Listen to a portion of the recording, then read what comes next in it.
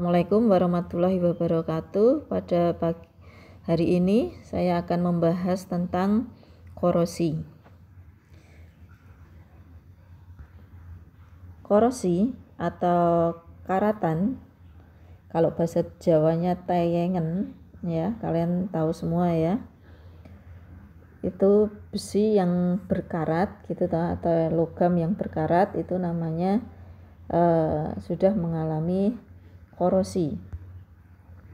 Korosi besi itu terjadi akibat adanya oksigen, ya, adanya oksigen, uap air, ya, atau air dan zat elektrolit, ya, bisa asam, basa atau garam. Nah, korosi itu merupakan reaksi redoks, ya, dia terjadi reaksi redoks, oksidasi reduksi antara logam dengan zat lain dan menghasilkan senyawa yang tidak dikehendaki. Contohnya adalah korosi besi. Seperti ini ya, korosi karatan ya, kalian tahu semua.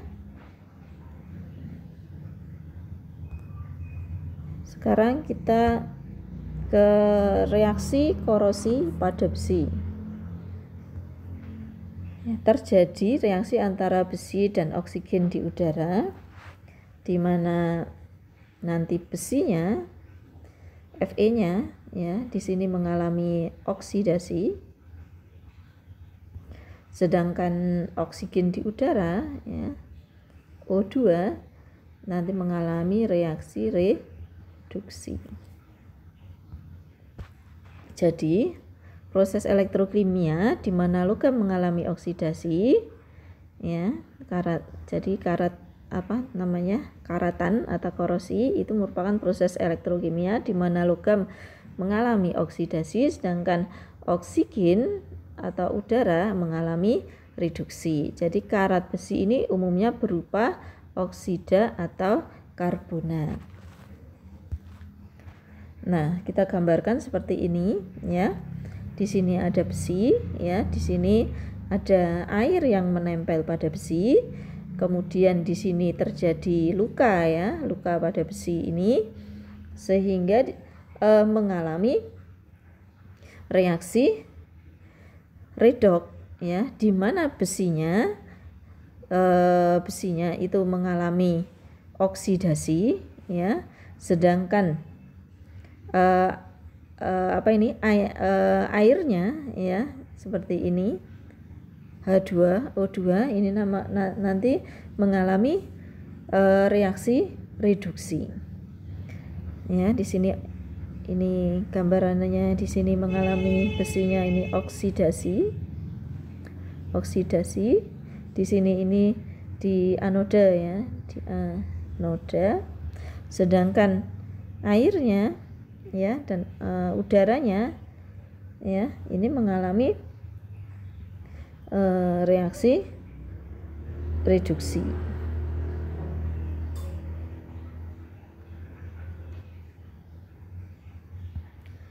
Reduksi ini di katode.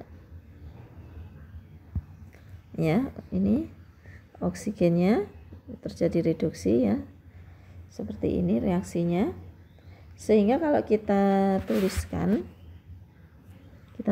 reaksinya, anoda di sini Fe itu akan menjadi Fe2+ ya, mengalami reaksi oksidasi plus 2 elektron, di mana E0-nya itu positif 0,44. Kemudian yang di katoda ini oksigennya, ini nanti menjadi H2O. Oksigennya O2 plus 2H2O plus 4 elektron akan menjadi 4OH- ya. Karena ini 4OH- jadi elektronnya ini 4 elektron. Ini E0-nya sama dengan plus 0,40.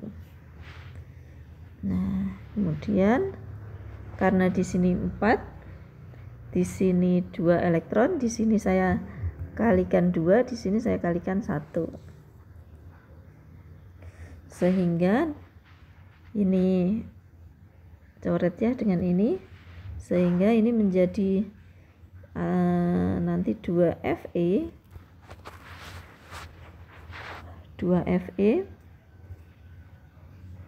menjadi 2Fe2+, kita tulis dulu aja ya, 4 elektron, kita coret nanti aja. Ini tetap ya, potensial selnya tetap plus 0,44. Yang bawah berarti kalikan 1 O2 plus 2 H2O, tadi 4 elektron ya, 4 elektron menjadi 4 OH- ya. Ini juga tetap 0,40. Kita baru coret, di sini habis, sehingga menjadi 2Fe plus O2 plus 2H2O menjadi 2Fe2+ plus 4 OH- ya, 4 OH-. Ya, jadi ini totalnya E0 nya berarti positif 0,84 ya, 0,84. Nah, di Fe ini sendiri ya, Fe2+ ini dia akan mengalami oksidasi lagi ya, sehingga dia menjadi 2Fe2+ ya, mengalami oksidasi lagi menjadi Fe3+ ya, plus elektron ya, menjadi plus elektron ya. Ini enggak, koefisiennya enggak usah saya tulis. Nah, kemudian kalau kita jumlahkan itu akan menjadi ya, Fe3+ plus O2 ya, plus XH2O ya, ini akan menjadi Fe2O3 XH2O. Nah, ini adalah karat besi ya, korosi. Ini rumus dari korosi besi ya. Nah, ini ya, ini korosinya sehingga seperti ini. Nah, kalau di sini kita lihat ini harganya positif ya, potensial selnya, berarti ini karat ini mengalami reaksi spontan ya. Dari reaksinya bisa dipahami ya. Kemudian kita lanjut, faktor yang mempengaruhi korosi itu ada konsentrasi ya, dari H2 dari airnya, konsentrasi dari air, dan konsentrasi dari oksigennya ya. Itu sangat berpengaruh sekali jika besi dibiarkan di udara terbuka ya, itu ada air yang mengenai dan udara, sehingga air dan kelembapan ini merupakan salah satu faktor penting ya, penyebab terjadinya korosi. Jadi udara lembab ya, udara lembab yang banyak mengandung uap air itu akan mempercepat terjadinya proses korosi ya. Jadi kelembaban udara ya, ini mempercepat terjadinya korosi. Kemudian adanya zat elektrolit. Zat elektrolit itu apa? Ya, asam gitu ya, garam seperti ini. Ya, elektrolit asam atau garam ini merupakan media yang baik untuk terjadinya transfer elektron, sehingga mengakibatkan elektron itu lebih mudah untuk diikat oleh oksigen di udara. Lah, air hujan ya, hujan asam itu kan banyak mengandung asam kan, sedangkan air laut ya itu banyak mengandung garam ya. Nah, oleh karena itu air hujan, air laut itu merupakan penyebab korosi yang utama. Kemudian pH ya, pH itu kalau pH-nya itu semakin rendah ya, asam ya, cenderung ke asam, itu juga seperti ini. Ini mempercepat terjadinya korosi. Suhu ya, suhu yang tinggi ya, suhu yang tinggi ini juga mempercepat terjadinya korosi. Kemudian efek galvanic coupling ya, efek galvanic coupling ini jika dua logam yang berbeda potensial bersinggungan pada lingkungan yang berair atau lembab ya akan terbentuk sel elektrokimia secara langsung ya. Jadi di sini ada nanti sel elektrokimia ya.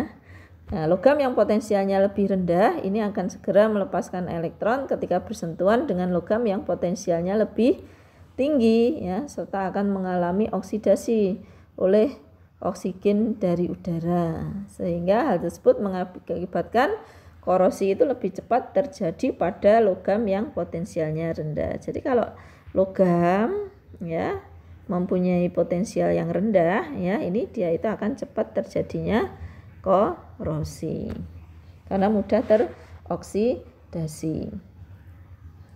Kemudian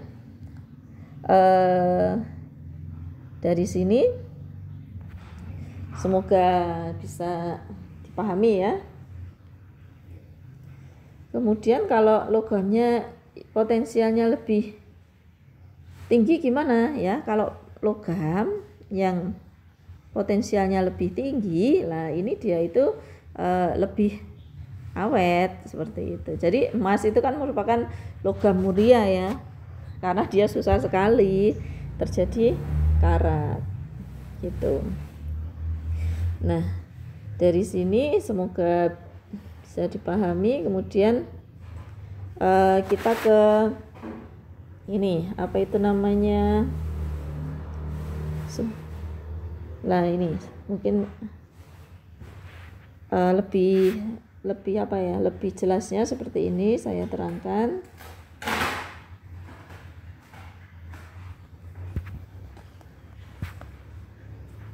Jadi kalau besi ya, misalkan masih ingat ya, ini apa triknya ya. Nah, seperti ini di deret volta, masih ingat ya, deret volta. Ini besi ya, besi ini di sini. Kemudian apa itu namanya, magnesiumnya itu di sini ya. Kemudian tembaga Cu di kanan ya, seperti ini deret volta. Kemudian ya, kemudian besi ya, apa ini, besi ini kan sebenarnya mudah apa itu sekali berkarat ya. Nah, tetapi kalau dibandingkan dengan magnesium yang sebelah kiri ya, maka posisinya akan berbeda gitu, sehingga kalau magnesium ini akan mudah sekali mengalami oksidasi ya, sedangkan besinya ini mengalami reduksi ya kalau dibandingkan dengan magnesium ya. Kalau ini mengalami oksidasi berarti ini di anoda, kalau ini mengalami reduksi berarti besi ini di katoda, sehingga di anoda ini posisinya sebagai kita juga terkenal dengan pengorbanan anoda ya, anoda, pengorbanan anoda.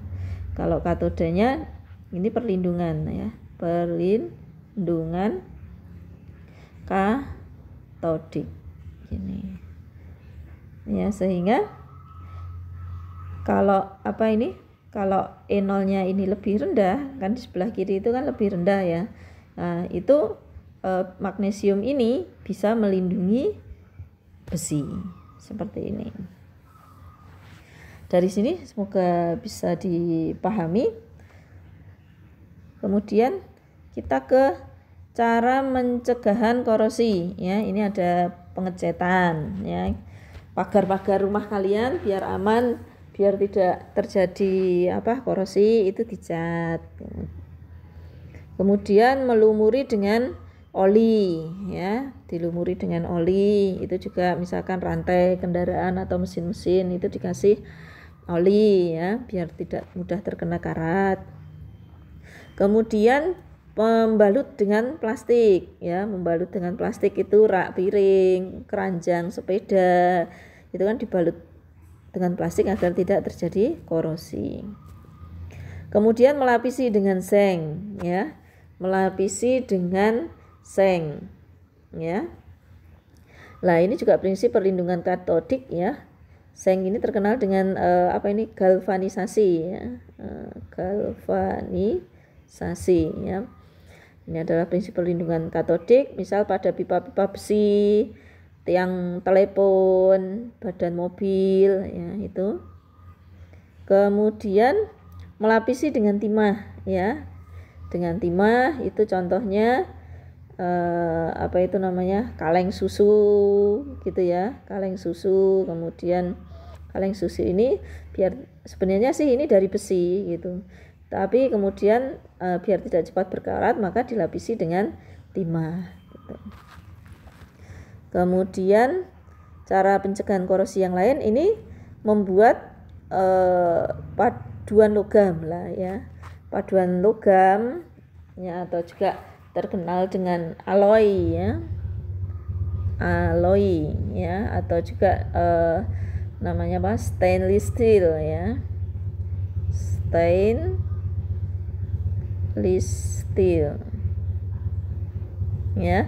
Ini sebenarnya perpaduan, ya, antara nikrove, ya, kalau kalian stainless steel itu menghafalkan nikrove, ya, nikel, krom dan besi, sehingga terjadi perpaduan logam yang sangat kuat sekali. Ini seperti pipa-pipa alloy seperti ini, ya. Kemudian perlindungan elektrokimia, ya, atau namanya juga perlindungan katodik, atau juga namanya pengorbanan anode, ya, atau namanya juga anodizing, ya. Nah, ini menggunakan magnesium, ya, dalam melindungi pipa. Contohnya menggunakan ini magnesium, ya, untuk melindungi pipa-pipa besi yang ditanam di dalam tanah, ya. Ini pipa besinya yang ditanam dalam tanah, ya, dilindungi dengan magnesium. Nah, caranya dengan menghubungkan logam besi ini dengan logam pelindung yang mempunyai E0-nya yang lebih kecil. Lah, logam pelindung ini ditanam di dalam tanah atau air yang berada di dalam logam yang akan dilindungi. Nah, akhirnya terjadi sel volta raksasa, ya, yang terbentuk dengan logam pelindung sebagai anode, ya. Ini logam pelindungnya sebagai anodenya.